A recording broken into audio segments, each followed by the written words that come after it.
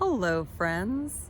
This week's Parashat is Vayechi, the final Torah portion in the book of Genesis. And it coincides this week with a minor fast day in the Jewish calendar known as the 10th of Tevet, Asara B'Tevet, which is literally the 10th day of the Hebrew month of Tevet.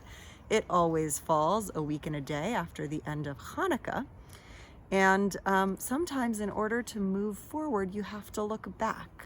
The 10th of Tevet is a fast day commemorating the beginning of the ancient Babylonian siege of Jerusalem, which ultimately led to the destruction of the temple.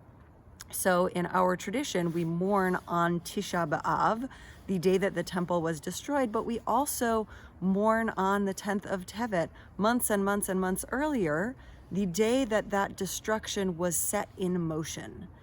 And I think there's something really wise about that we don't just mourn the catastrophe, but we look back to its origins, to its seeds, and we notice and we say, oh yes, there too, that needs to be taken into account. We need to pay attention to that. So I said this week is also Parashat Vayechi.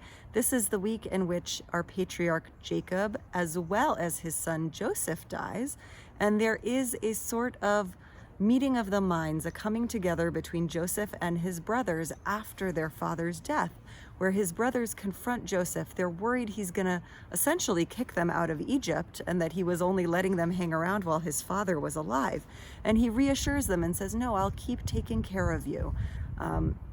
Now, understandably, the brothers are worried that Joseph is still holding a grudge after what they did to him.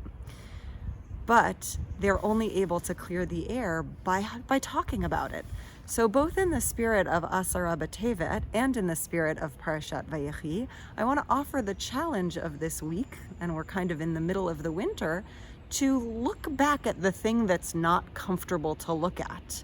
Have the conversation that maybe you wish didn't need to happen, maybe you thought you could already be over it, and see, is there anything, any regret that needs to be worked through for the sake of moving forward?